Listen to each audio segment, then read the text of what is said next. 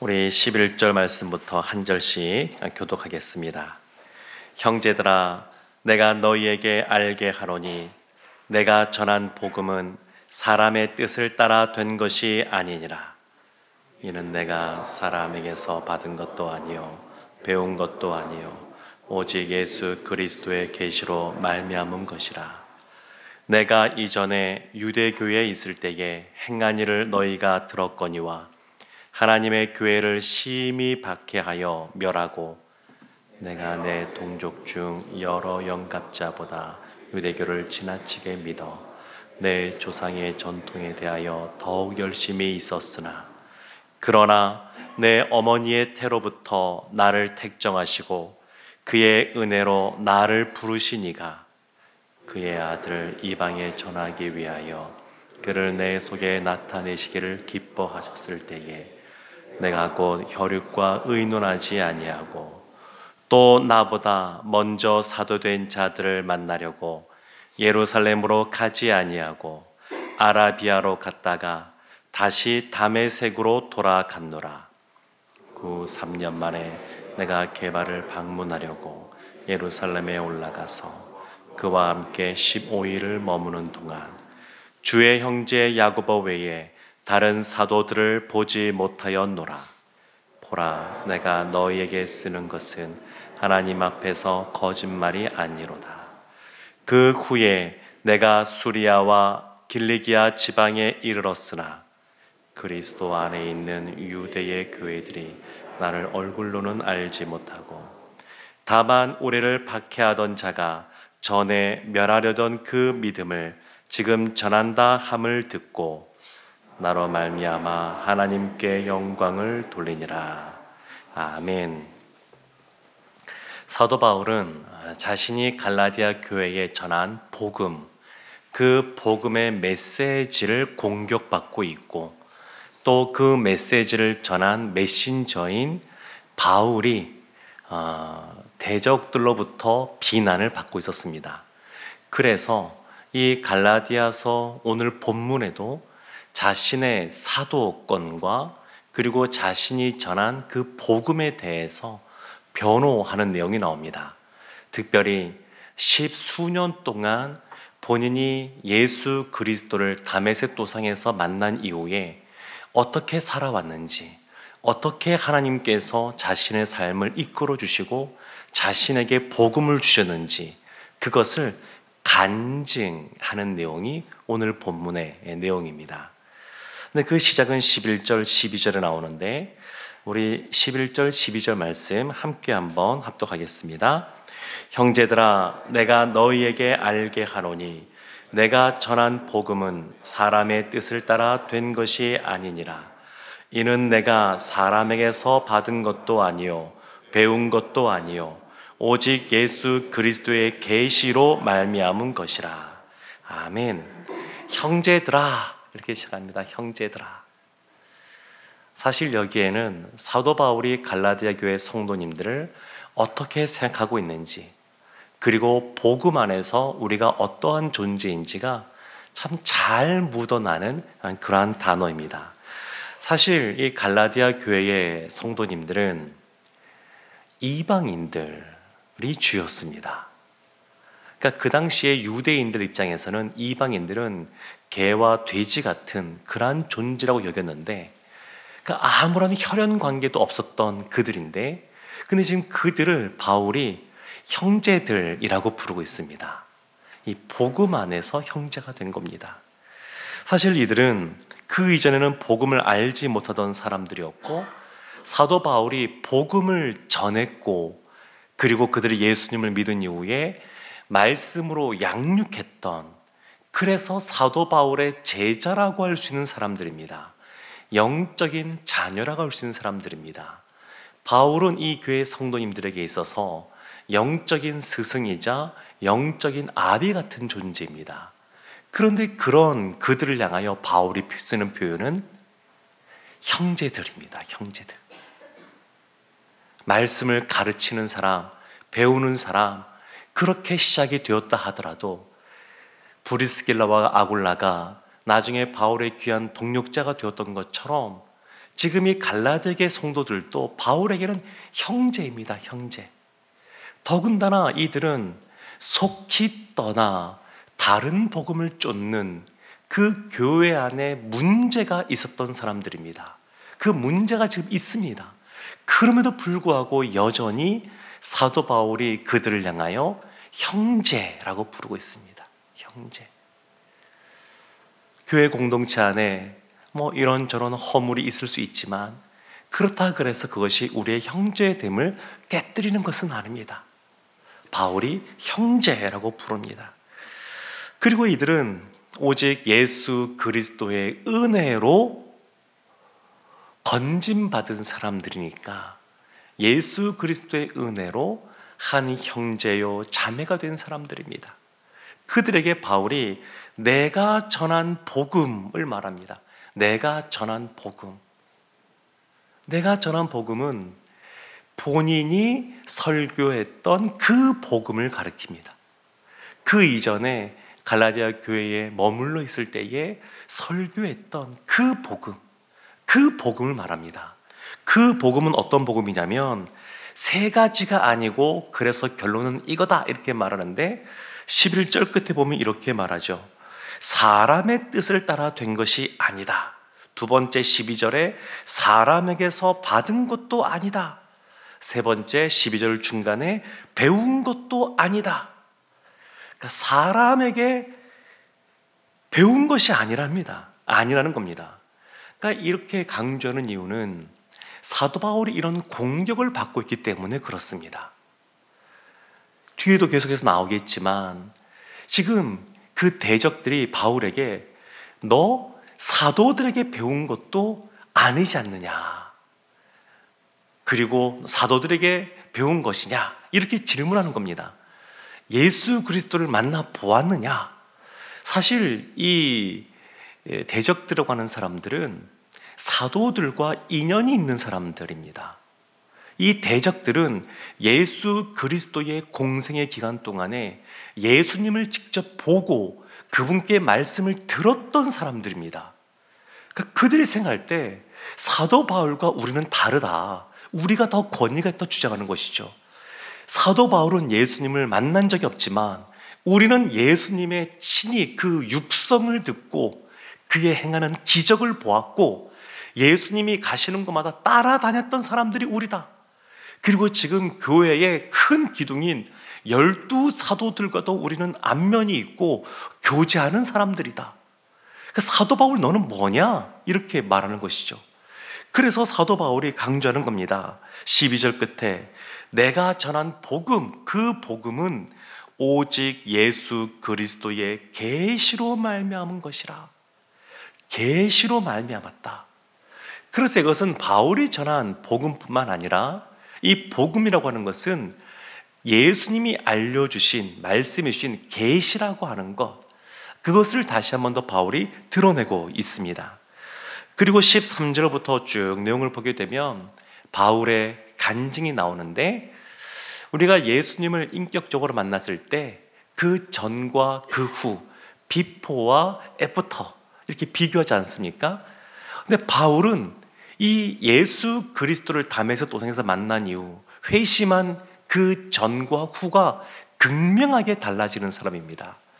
그래서 13절, 14절에서는 예수 그리스도를 만나기 이전, 회심 전에 대해서 말하고 있고 15절, 16절에서는 그 예수 그리스도를 만나 회심하는 때, 회심 시에 대해서 간증하고 있고 16절 이후로는 24절까지 회심한 이후 그 간증을 하고 있습니다. 우리가 흔히 예수 그리스도를 만난 그 유형을 그냥 간단하게 두 가지 유형으로 많이 구분하곤 합니다. 첫 번째는 극적으로 예수를 만난 바울형, 또 하나는 모태신앙으로서 그냥 꾸준히 이렇게 예수님을 또 알게 되고 만나게 된 디모데형. 종교개혁가도 보게 되면 루터는 아주 회심 사건이 아주 분명합니다. 아주 극적입니다. 근데 칼빈은 언제 회심했는지를 잘 모릅니다.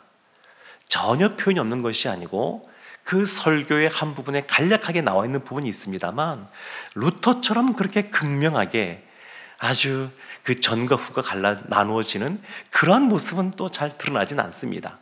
그러나 분명한 것은 뭐냐면 회심한 이후에 그 이전과는 다른 삶을 살았다고 하는 것, 회심의 그 사건 자체가 아주 드라마틱하냐 그러지 않느냐 차이는 있을 수 있어도 예수 그리스도를 인격적으로 만나고 회심을 깊이 경험한 사람들은 그 이후의 삶이 달라졌다는 것은 분명합니다. 이제 우리 웨이브 청년들 수련회가 얼마 남지 않았습니다. 저는 늘 수련회 놓고 기도할 때마다 우리 청년들 중에서 혹 아직 예수 그리스도를 깊이 만나는 그러한 회심의 역사, 인격적으로 깊이 만나는 시간, 그러한 시간을 갖지 못한 분이 있다 그러면 꼭 그것을 갖게 해달라고. 그리고 이전에도 예수를 만났지만 이 수련을 통해서 예수를 더 깊이 만나게 해달라고. 이전에도 성령의 충만함을 경험했지만 이전에 경험하지 못했던 더 놀라운 성령의 충만함을 경험하게 해달라고 그렇게 기도합니다. 이제 목회하면서 많은 분들을 보니까 이 젊었을 때에, 중고등학생 때, 청년 때에 이런 회심을 깊이 경험하지 않으면, 성령 충만함을 깊이 경험하면, 그러면 그 이후의 삶이 달라집니다. 그 뜨거웠던 그러한 것들이 그 심령 속에 있어서 혹 가도 청년의 때에 좀 방황도 하고 한다 할지라도 그 갈급함 때문에, 갈증 때문에 잘 돌아오는 것을 보게 됩니다. 그 삶의 회심을 경험한 것은 너무너무 중요합니다. 바울이 회심 전에 어떠했느냐? 13절, 14절에 이렇게 말합니다. 내가 이전에 유대교회에 있을 때에 행한 일을 너희가 들었거니와 하나님의 교회를 심히 박해하여 멸하고 내가 내 동족 중 여러 영갑자보다 유대교를 지나치게 믿어 내 조상의 전통에 대하여 더욱 열심히 있었으나. 사도 바울이 대적들로부터 이런 공격들을 받고 있었던 겁니다. 바울이 율법을 지키지 않아도 믿음으로써 의롭게 된다라고 강조하는 것은 바울 자체가 유대교회에 있어서 열등감이 있어서 그렇다. 율법을 우리처럼 철저하게 지키지 못한 사람이어서 자신의 약점이 있어서 그것을 드러내지 않고 감추기 위해서 율법을 강조하지 않는 것이다. 이런 비난들을 받았던 겁니다. 그래서 그 대적자들이 우리는 예수님도 만났고 예수님의 말씀도 들었고 기적도 보았고 사도들도 알고 우리는 율법도 잘 지키는 사람들, 우리가 더 낫지 않느냐, 그렇게 생각하고 그렇게 공격하니까 지금 바울이 얘기하는 것이 뭐냐면 내가 예수님을 만나기 이전에 누구보다 열심이었다. 바리새파 중에서 아주 누구보다 적극적인 열심인 사람이었다. 그리고 여기서 나오지 않지만 다른 데 보면 본인이 가말리엘 문화에서 누구보다 탁월하게 이 유대교의 입장에서 보면 탁월한 사람이었다. 난 열등하지 않았다. 이걸 밝히는 겁니다. 바울이 이렇게 계속해서 자신의 이러한 열등한 위치에 있지 않았다는 것을 밝히는 것은 자신을 높이기 위해서 그런 것이 아니라 본인이 바울이 전한 복음이 공격을 받고 있으니까 그 복음을 변호하기 위해서 내가 나의 약점 때문에 이렇게 한 것이 아니다, 그것을 지금 드러내고 있는 겁니다. 사랑하는 성도 여러분, 사실 사도 바울의 그런 입장을 보면 스데반이 죽을 때에 앞장섰던 사람이 사도 바울입니다. 근데 생각해보면 이러한 바울도 예수님이 만나시고 그의 삶이 변화된 걸 보면 변화되지 못할 사람은 아무도 없습니다. 복음이 필요 없는 착한 사람도 없고 복음으로 변화시키지 못할 악한 사람도 없습니다. 복음 안에서 그 모든 것이 다 가능합니다. 바울이 그것을 지금 간증하고 있습니다. 그러면서 13절 중간에 이런 표현도 있죠. 하나님의 교회, 하나님의 교회. 갈라디아에서 보면 그리스도의 교회라는 표현도 나오고 하나님의 교회라는 표현도 나옵니다. 참 이 땅에 많은 교회들이 있습니다. 근데 그 교회들은 다 하나님의 교회입니다. 그래서 이 교회들은 하나 됨을 힘써 지켜야 됩니다. 한국교회 참 많은 어려움들이 있습니다. 급격하게 코로나 이후에 여러 가지 성도들의 숫자가 줄어든다거나, 그리고 현장에 나와서 함께 신앙생활하는 사람들이 아니라 그냥 여기저기 떠돌아다니는, 인터넷 떠돌아다니는 그러한 사람들도 많아지는 추세입니다. 코로나 이후에 아직 회복되지 않은 사람들이 보통 15%에서 20% 된다고 그럽니다. 한국교회 지금 통계입니다. 주일학교 없는 교회가 50%가 훌쩍 넘은 지가 벌써 예전입니다. 아예 없습니다. 70% 정도가 아예 주일학교가 없습니다. 그래서 많은 사람들이 이 어려움을 어떻게 타개할 건가, 그 방법 중에 하나가 하나됨을 지키자는 겁니다. 이제는 한 개교회가 혼자 힘으로 이것을 이겨나가기에는 어려운 시대가 지금 접어들었습니다. 그래서 교회 간에 서로가 연합하고 하나됨을 지키며 함께 이 모든 것을 돌파해 가자, 그런 운동들이 지금 시작되고 있습니다. 교회는 하나님의 교회입니다. 우리 교회 주변에도 여러 교회들이 있는데, 이 교회들하고도 우리가 이제 차츰차츰 더 함께 하나 되고 함께 그리스도 안에서 부흥을 경험하는 그날이 오기를 원합니다.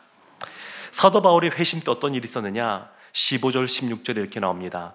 그러나, 본인이 그 유대인 중에서도 박해하는 데 앞섰던 사람인데, 그러나 내 어머니의 태로부터 나를 택정하시고 그의 은혜로 나를 부르시니가 그의 아들을 이방에 전하기 위하여 그를 내 속에 나타내시기를 기뻐하셨을 때에, 그러나 근데 이 그러나, 이러한 변화는 바울 자신이 일으킨 것이 아닙니다.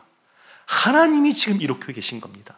그러나 이전엔 이렇지만, 그러나 지금은 이렇게 변화된 것은 하나님이 그렇게 변화시킨 것입니다. 이것이 복음의 능력입니다. 사도 바울이 지금 간증하고 있는데, 그 주어를 보면 15절 끝에 있는 나를 부르신 이가, 이것이 주어입니다. 부르신 이가. 그러니까 우리가 우리의 삶 속에 간증이 필요합니다. 간증을 해야 됩니다. 한 개인도 그렇고 교회 공동체도 그렇고 늘 간증이 있어야 됩니다. 지난 수년간 저도 돌이켜보면서, 말씀을 주면 돌이켜보니까 저 개인에게도 우리 교회에도 참 여러 간증들이 많이 있어서 참 감사했습니다. 간증이 있습니다. 근데 간증의 주어가 내가 아닙니다. 내가. 간증의 주어가 부르신 이가입니다. 부르신 이가. 하나님이 주어입니다. 하나님이. 간증은 내가 하나님 앞에 무엇을 했다, 이것을 이야기하는 것이 간증이 아니고, 간증은 하나님께서 우리에게 이것을 행하셨습니다, 그것을 드러내는 것이 간증입니다. 지금 바울이 하나님이 행하신 것을 드러내고 있습니다. 하나님이 무엇을 행하셨는가? 15절 그 앞부분에 보면 나를 택정하셨다.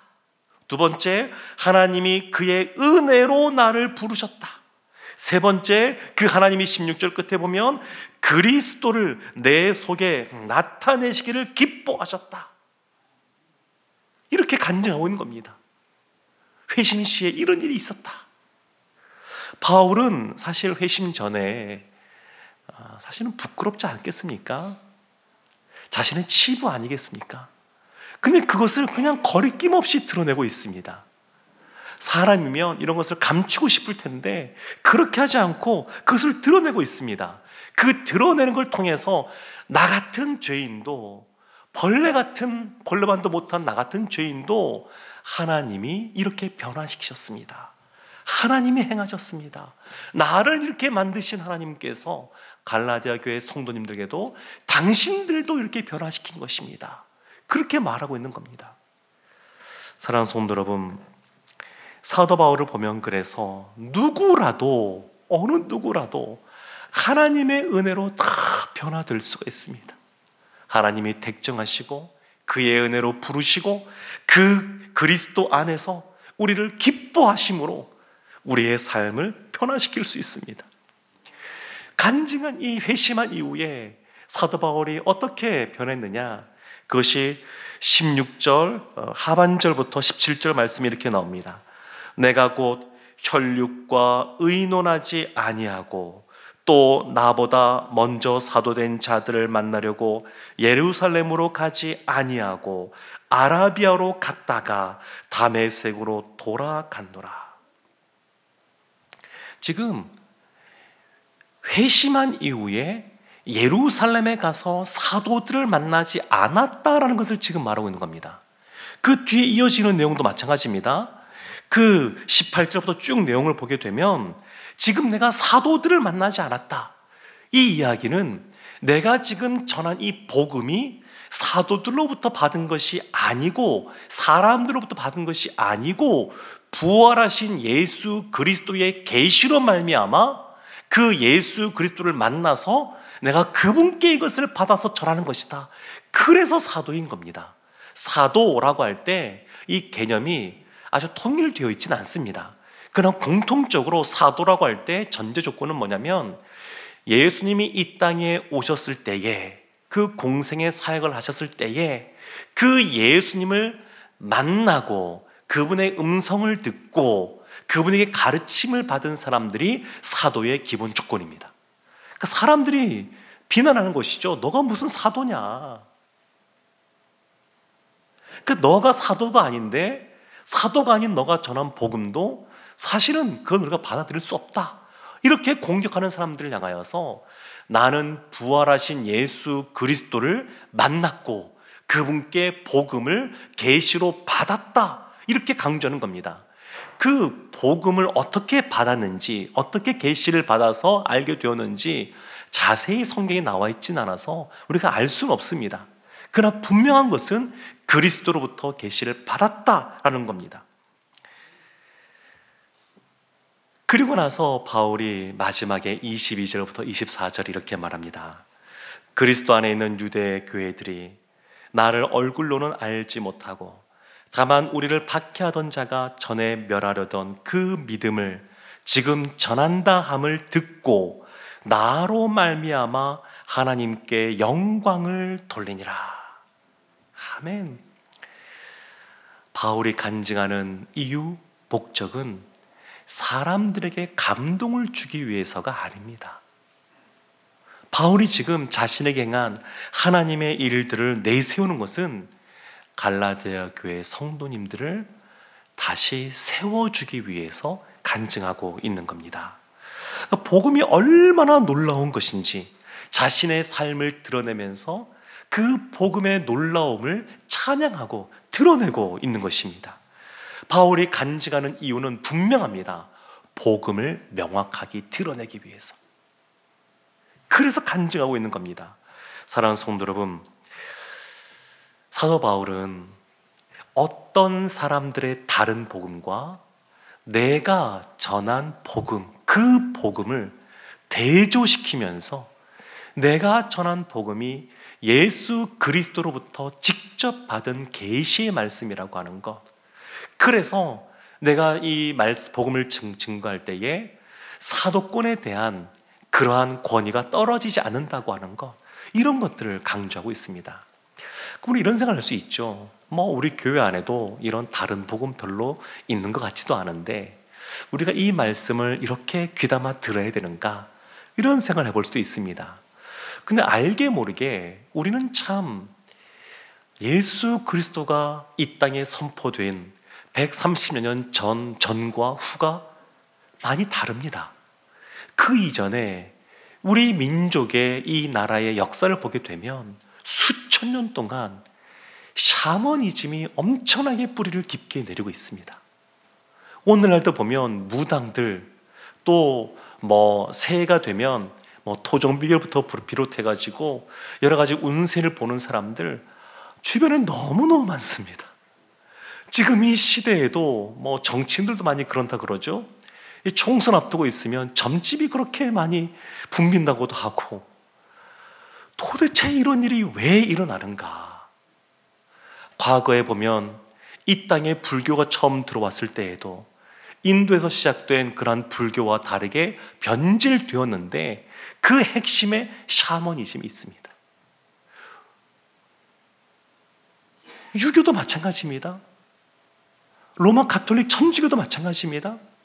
이 샤머니즘이 이 땅 가운데 얼마나 뿌리 깊게 박혔는지 모릅니다. 그래서 오늘날 우리가 복음이 아닌 다른 것들에 대해서는 이것이 성경적이지 아니다, 이런 것을 잘 분별해야 됩니다. 또 그것만이 아닙니다.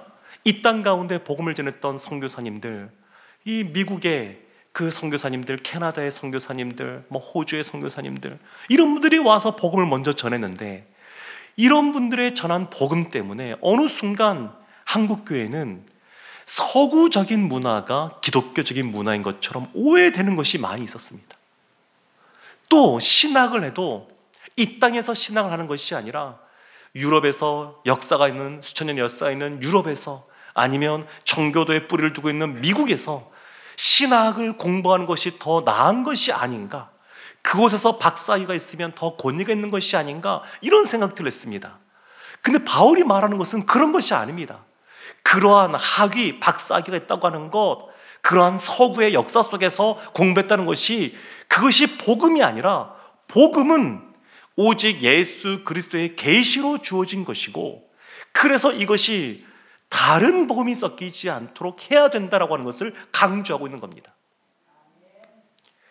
사랑하는 성도 여러분, 우리가 올해 이 새해를 시작하면서 복음 이끄는 교회라는 표를 가지고 또 새해 특세로 오직 복음으로라는 주제로 갈라디아서 말씀을 보고 있습니다.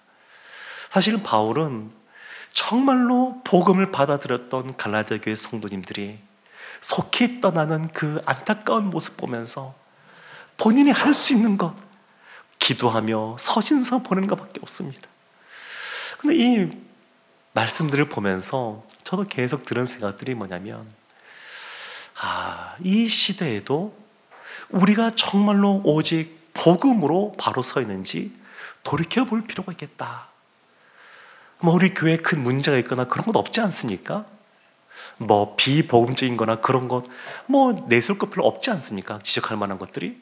그럼에도 불구하고 이 복음은 여전히 강조되어야 되고, 우리가 늘 근신하고 깨어 있어서 이 복음에서 벗어나지 않도록 주의하고 경계해야 될 줄로 믿습니다. 그리고 혹 우리가 알게 모르게 이 세상의 유교 문화 속에서, 군대 문화 속에서 이런 계급적인 그러한 구조로서 우리 직분을 이해한다든지 이런 것이 있다 그러면 그런 것들을 다 깨뜨리고, 바울이 그 성도들을 향하여 형제라고 불렀던 것처럼 저와 여러분이, 우리가 함께 그리스도 안에서 형제요 자매됨을 인정하면서 그렇게 우리가 서로 사랑하고 위해주고 주님의 말씀대로 힘써 살아가기를 원합니다. 이 모든 걸 통해서 사도 바울이 나로 말미암아 하나님께 영광을 돌리니라 이렇게 했던 것처럼 하나님이 영광을 받으실 줄로 믿습니다. 우리의 삶 속에 복음으로 살아가 하나님의 영광이 더욱더 밝게 빛나는 그러한 은혜가 있기를 주님의 이름으로 축원합니다. 아멘.